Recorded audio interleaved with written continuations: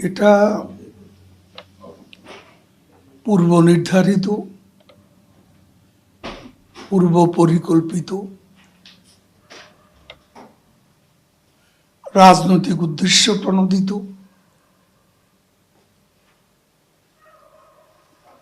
এই কোর্ট আসলে একটা ক্যাঙ্গারু কোর্ট। বিচার প্রক্রিয়া হাস্যকর, প্রসিকিউটর, লয়ার্স এবং এ বিচার প্রক্রিয়া যারা বিচারক, বিচারপতি, এরা সকলেই পাকিস্তানপন্থী জামাত শিবিরের সঙ্গে জড়িত এবং এটা তাদেরই ব্লুপ্রিন্ট। 5 আগস্টের ঘটনা রাজনৈতিক শক্তি হিসেবে জামাত শিবিরই ছিল সেদিনকার অগ্রণী ভূমিকা। একটু আবার এই প্রসঙ্গটায় আসছি যে আপনি যখন এই ট্রাইব্যুনালের রায়টা শুনলেন, সেই ভিডিওটা আমরা দেখেছি, হাততালিতে ফেটে পড়ছে ওই কোর্টরুম চত্বর।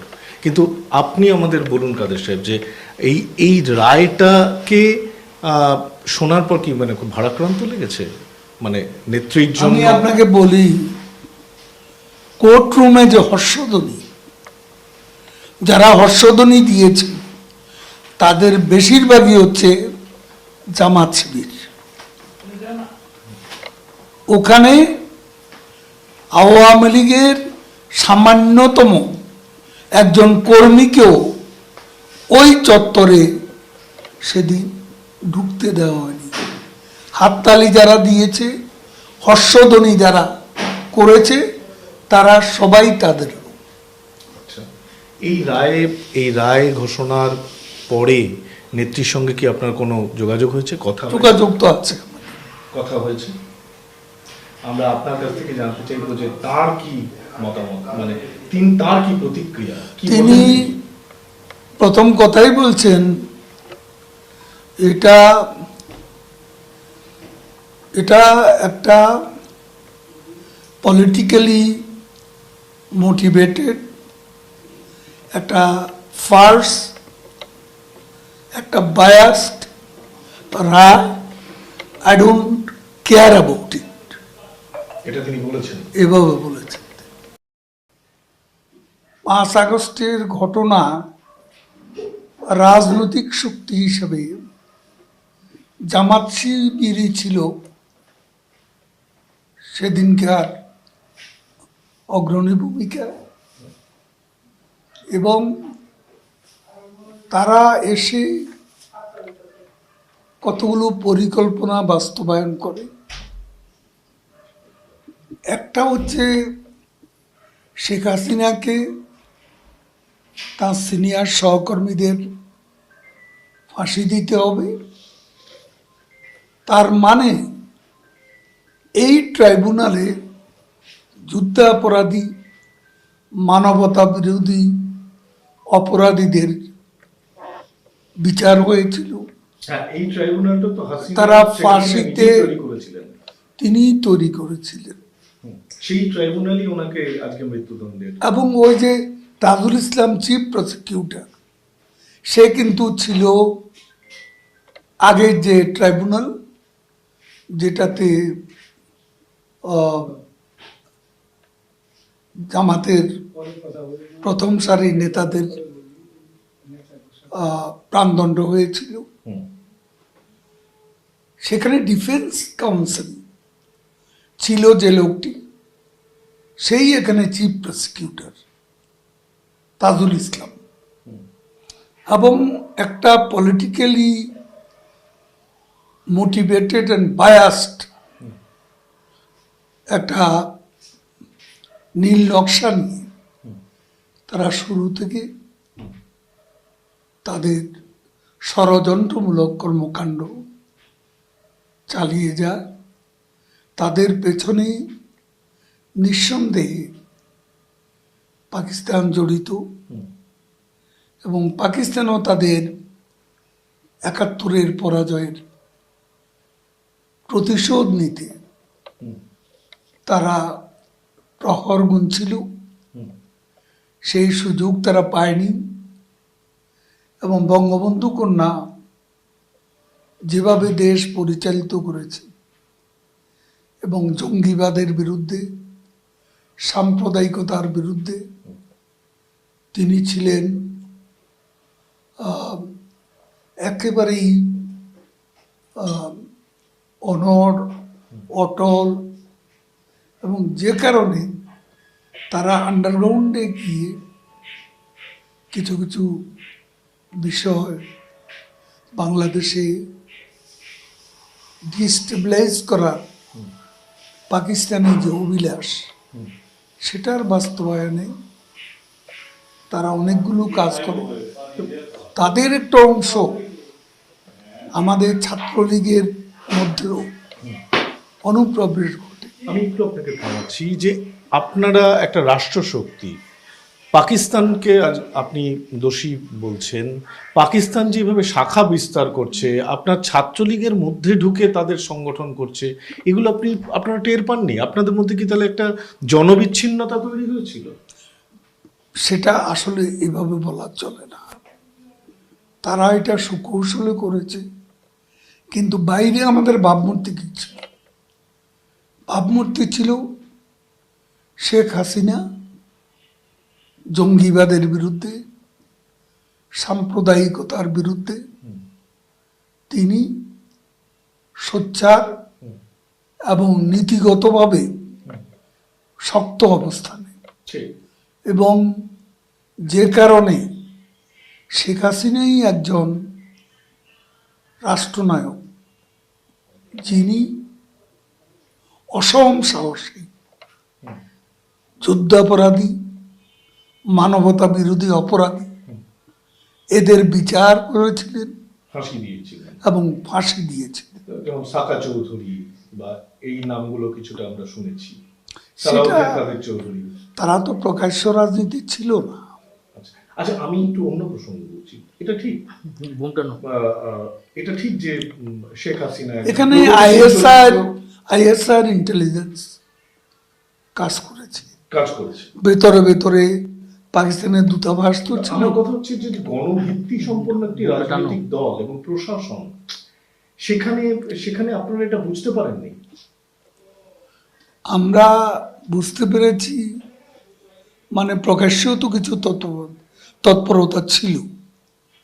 এই যে জামাতুল মুজাহিদিন, তো হরকাতুল জিহাদের যে বক্তব্যটা ছিল জবানবন্দিতে, সেটা যে হাওয়া ভবন থেকে 2004 সালে হাওয়া ভবনের নির্দেশে বঙ্গবন্ধু অ্যাভিনিউতে শেখ হাসিনার যে র্যালি, সেই র্যালিতে ভয়াবহ গ্রেনেড বিস্ফোরণ হয়েছিল। নেত্রীকে প্রাইম টার্গেট করে, তিনি তখন বিরোধী দলের নেতা, জাতীয় সংসদ, তার ততটা ক্ষতি হয়নি। আমাদের নেতারা হিউম্যান শিল্ড তৈরি করে তাকে প্রোটেকশন দিয়েছিল। একটা গ্রেনেড যখন নিক্ষেপ করে, একটা গ্রেনেড যদি, যে ট্রাক ছিল মঞ্চ, ট্রাকের ডালায় লেগে নিচে পড়ে না যেত, তাহলে সেদিন আমাদের নেত্রী, জননেত্রী শেখ হাসিনার বেঁচে থাকার কোনো উপায় ছিল। জীবনে উনি প্রচুর জীবনের ওঠানামা দেখে প্রচুর সংঘর্ষের মধ্যে দিয়ে তিনি এসেছেন এবং উপমহাদেশে আমি বলছি, কিন্তু ওনার সম্পর্কেই যে আমরা যারা বাইরে, আপনার দেশের লোক নই, আমরা বাইরে থেকে ওনার ছবি, উনি একজন প্রগতিশীল মানুষ, উনি নতুন নতুন প্রযুক্তির দিকে বাংলাদেশকে এগিয়ে নিয়ে যাচ্ছেন, উনি পদ্মা সেতু করছেন, কিন্তু ওনার বিরুদ্ধে একটা গুরুত্বপূর্ণ অভিযোগ হচ্ছে গণতন্ত্রকে উনি হত্যা করেছেন। আপনার কি মনে হয় আজকের এই যে পরিণতিটা আপনাদের দেখতে হচ্ছে, আপনাদের শাসনকালে গণতন্ত্র হত্যা, বিরোধীদের জায়গা না দেওয়ার যে অভিযোগগুলো বারে বারে উঠেছে, সেগুলোই আসলে এই গোটা বিষয়টা মিশিয়ে এই জায়গায় এলো, এই পরিণতিতে এনে দাঁড় করালো? আপনি শুনুন, প্রথম আপনি আসুন যে সেনা শাসিত যে তত্ত্বাবধায়ক সরকার, তারা যখন জনমতের চাপে 2008 ইলেকশন দিতে বাধ্য হল, সেই ইলেকশনে আমরা কিন্তু 3/4 মেজরিটি নিয়ে নির্বাচিত হন মানুষের রায়, আমাদের নেত্রী শেখ হাসিনা, কিন্তু এবং দু তিনটে নির্বাচন, 30টি আসন পায় বিএনপি ওই ইলেকশন। 1400 সালের যে ইলেকশন, 1914 সালের 14 সালের ইলেকশনে অনেক কথা আছে, সব হয়তো বলার মতো স্পেস নেই, সেজন্য আমি বলতে চাই তারা অবরোধ ডেকেছিল নির্বাচনের বিরুদ্ধে, অপোজিশন। প্রধানমন্ত্রী শেখ হাসিনা শেষে তিনি নিজে বেগম জিয়াকে ফোন করে গণভবনে আমন্ত্রণ করেছিলেন এবং তিনি শুধু প্রত্যাখ্যান নয়, অশ্রাব্য ভাষায় গালিগালাজ করেছেন এবং তিনি কোনো অবস্থাতে রাজি হননি। আমি বলতে চাই, সেদিন যদি বেগম জিয়া গণভবনে আসতেন, বাংলাদেশের গণতন্ত্রের ইতিহাস অন্যভাবেও লেখা হতে পারত। কিন্তু তারপর 2018-তে আসে, 2018-তে কি হবে? তারা কিন্তু নির্বাচনে অংশ নেয়, অংশ নিয়ে তারা 7টি আসন পায়। দেখা গেল তারা মির্জা ফখরুল, বিএনপির মহাসচিব, তিনি 2 সিটে কন্টেস্ট করে 1টা সিটে জয়লাভ করেন বগুড়া থেকে। কিন্তু সংসদ অধিবেশন যখন শুরু হয়, তখন অন্য 6 জনকে সংসদে পাঠানো হয় সংসদের ডেলিবারেশনে, বিতর্কে অংশ নিতে। কিন্তু মির্জা ফখরুল একদিনের জন্য কখনো নির্বাচিত এমপি হিসেবে সংসদে যোগ দেন। তার মানে এটা দ্বিচারিতায় ভরা বিএনপির রাজনীতি। শেষ নির্বাচন যেখানে বিরোধীরা বয়কট করেছিলেন, হ্যাঁ, শেষ নির্বাচনে আমরা চেয়েছিলাম তারা আসুক। তারা যখন আমি ইতিহাসের, আপনি ইতিহাসের না, আমি ইতিহাসে যাচ্ছি না, খুব সংক্ষেপে বলছি।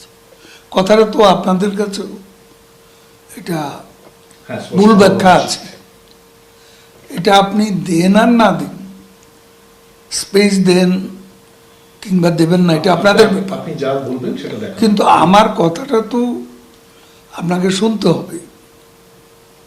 24-এর নির্বাচন আমরা শেষ পর্যন্ত চেষ্টা করেছি তারা আসুক, কিন্তু তাদের দাবি হল ওই যে তত্ত্বাবধায়ক সরকার, যেটা 5ম সংশোধনী রায় বিচারপতি খায়রুল হক যে ব্যবস্থার প্রয়োজন নেই বলে যে রায় দিয়েছিলেন, আমরা সেই রায়কে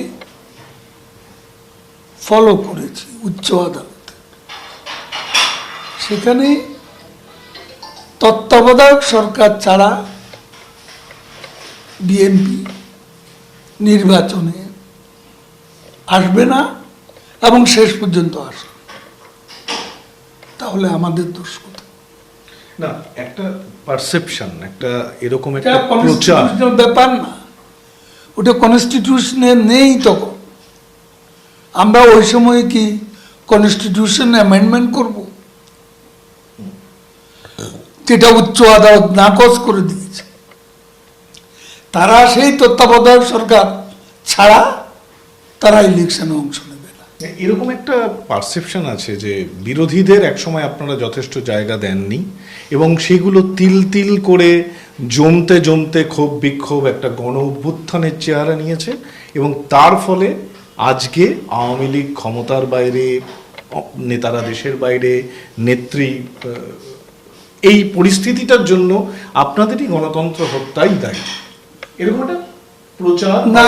এই জন্য আপনাকে আমি বিষয়টা পরিষ্কার করার চেষ্টা করেছি। এখানে বাংলাদেশের ইতিহাসটা আমাদের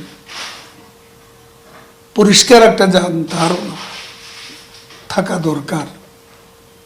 কোন ঘটনার পরিপ্রেক্ষিতে কি ঘটেছিল, ঘটতে যাচ্ছিল। দেখুন, আমি যদি বলি এটা বাইডেন প্রশাসনের ডিপ স্টেটের রেজিম চেঞ্জের এজেন্ডা। মার্কিন দূতাবাসে বসে পিটার হার্স যেটা পরিচালনা করেছিল, প্রতিদিনই বিরোধীদের রাজনৈতিক অফিসের মতো তাদের লোকেরা মার্কিন দূতাবাসে বসে বসে পরিকল্পনা করেছিল, ব্লুপ্রিন্ট বাস্তবায়ন করেছিল।